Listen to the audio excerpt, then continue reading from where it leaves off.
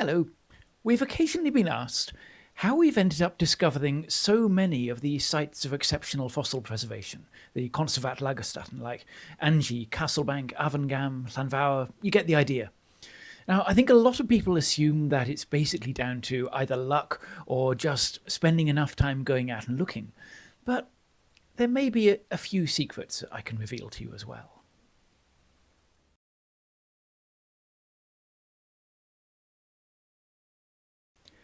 Konservat-Lagerstatten are the sites where we get not just the ordinary fossils preserved, but all of the other bits and pieces as well, the soft-bodied fossils, the delicate skeletons fully articulated.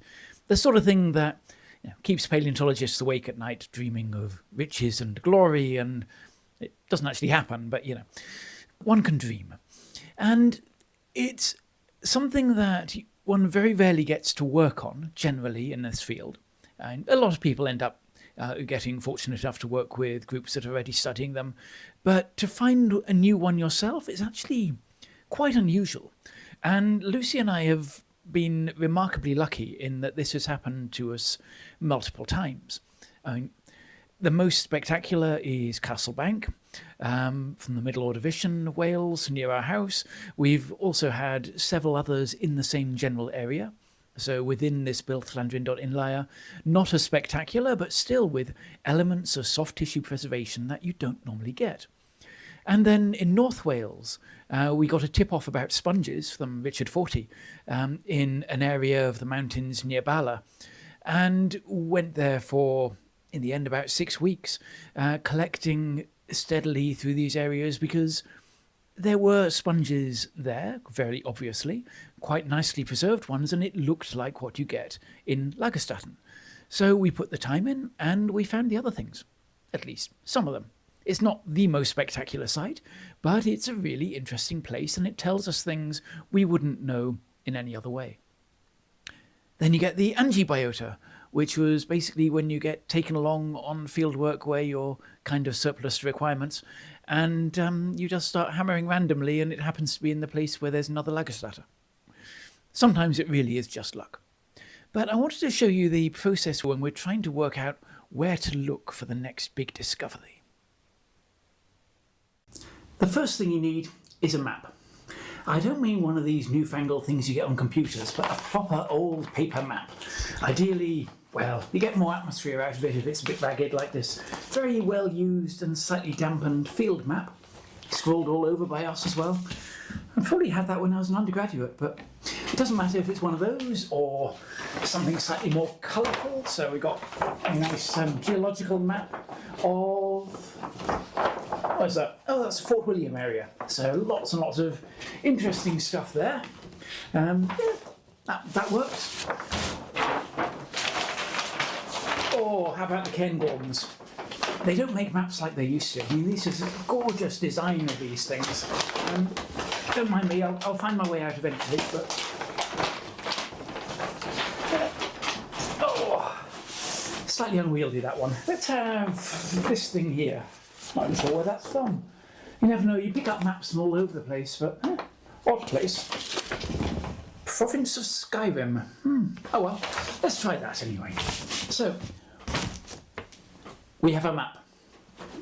And what we're going to do with this map is pick the right sort of region to start with. So you want to start on the large scale and then sort of work your way down into the smaller scale. It doesn't matter if it's a geological map or not, the techniques work equally well.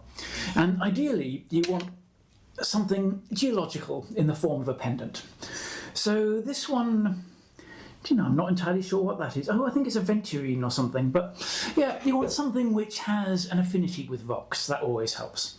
If it's got an affinity with fossils, then even better. But you just simply use the old tried and tested technique which has been honed over millennia and keep sort of swirling this around, letting it settle until eventually, if you're lucky, you start going slightly dizzy. And then, sorry, where am I? Oh, okay. Yeah, ooh, hang on. It's just stopped. Ooh. Right. So, we have a region of the map now worked out, which is somewhere just to the east of Whiterun, if you know where that is. But yeah, on the White River. But of course, I mean, it's a start. But it doesn't really give you much more detail than that. I mean, that might be miles across. So trying to find where exactly your little new site of exceptional preservation, your wonderful little fossil deposit is going to be, you're going to need to narrow it down a little bit more than that. But we do have some other techniques that we can use to approach that sort of accuracy, the sort of level of detail that we want, where you can just sort of almost walk straight up to it and then find your fossils. The next stage is obviously a little more challenging. This is just for more advanced students, really. They don't tend to teach it at undergraduate level. And that is to make use of another form of crystal, which is quite often in the form of a sphere. So something like this, well, this one is in particular is calcite, which is quite a good one to use because it has an affinity with Konservat-Lagerstatten in limestone.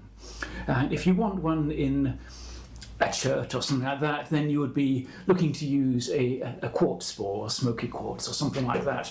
So we have here a perfect tool for trying to see what there is to be found. And candles help as well. It's a bit murky, this. Ew. Yeah, that's... Unfortunately, you're quite often looking for things that are underground, and then the images you get tend to be a little bit dark, but oh, this is rather nice, though. Yeah. Interesting. Sometimes when it works, you get a little bit of a sign from the spirits of the underworld, but it's asking a bit much. I mean, they're extremely shy things, and you don't tend to see them on camera, but I'll hope that they give me a little bit of inspiration at least, because otherwise we might not get very far with this. But let's see what there is in here. Ooh, interesting. I see strange swirling shadows and little reflections of crystalline lights. I do believe there may be some quartz involved somewhere. There are some veins in this rock. I'm looking for a rock with crystals in.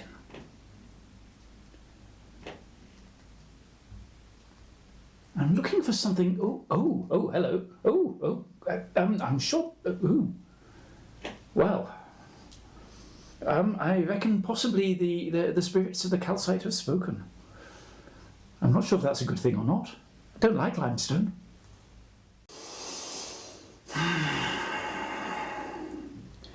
So, we now see that we have a site in limestone with crystal veins running through the rock, to the east of Whiterun, near the White River. But we have little more detail than that. The picture from the crystal was blurry. So we need more. We need to go further before we have a chance of really finding the place. So for that, I will bring out the cards.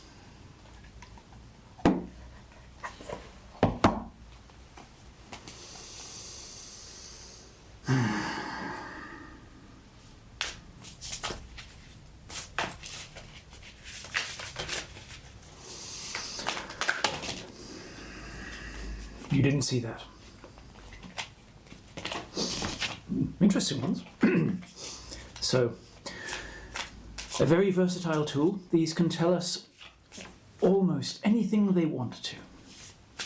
But we have to choose the right card. We have to focus our mind on the roots of the earth, on the things we want to find, on sparkly little crystals and fossils.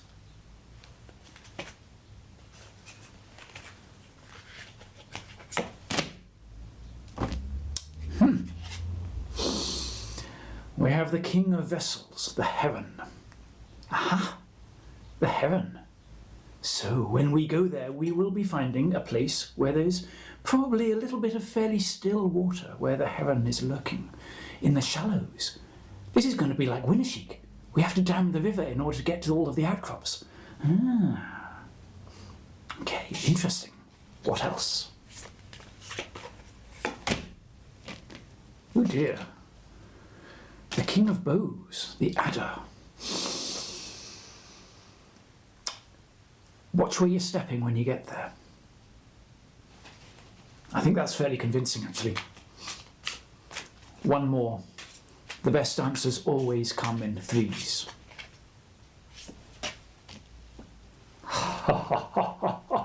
Well, that's nice to know. We have the hooded man. In other words, it's going to be me that finds it. Yippee! Now, I know what you're thinking.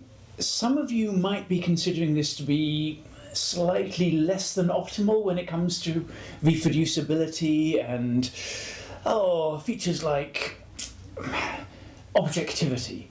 But, in a case like this, we use whatever works, and if it doesn't work, it doesn't matter. It's not a sort of negative result or anything like that, because we just haven't found anything. We've had a nice walk, wherever Whiterun is. Anyway, so of course when we get to the site, there's a whole other level of complexity involved, because we then have to actually find the rocks that we're looking for. It's not just a question of finding the location, we have to then hone in on the exactly right place, and there might be lots of beds of limestone under the river.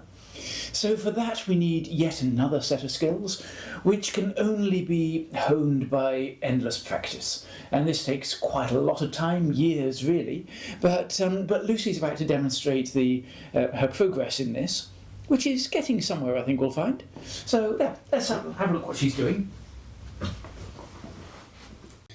So, Lucy, what are you doing? I'm just practicing my dowsing. Of course, dowsing is very familiar to a lot of people.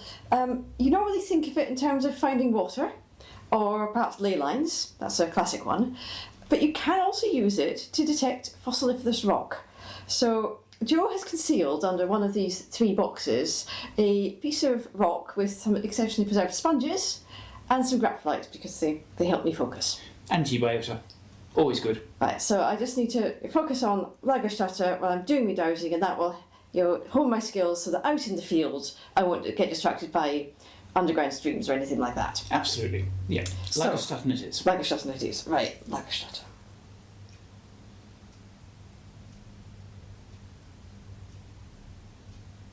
No reaction yet. Well, it's warming up. Focus, yeah. Oh, hang on. That was something. Oh, it was. Yeah, I think it's got to be this one, hasn't it? Well, let's see. Oh, not the chocolates again. Okay, back to the drawing board. And there you have it. It's quite a long and multi-stage process, but it's also slightly unconventional according to some people, but if it works, it works, and clearly it seems to work. So I do recommend you finding your own variation that does the same trick for you. And there's obviously a lot more sites out there yet to be discovered, so we'll have to be spending a lot of time doing that sort of thing, I think. It's now, however, April, and the sun is coming out, and it's about time that we started getting out on fieldwork again. Certainly we should soon be able to find time to go and tidy up the Castle Bank site in preparation for the new season. And before that, though, there is another video I'm working on for, well, hopefully tomorrow evening it should be released by the time you see this. So that'll be on the 2nd. Look out for that one. It should be interesting. Thank you, as always, for the support and for your engagement in the comments and all the rest of it. Lovely to have you all here, and I will see you again soon. Bye-bye for now.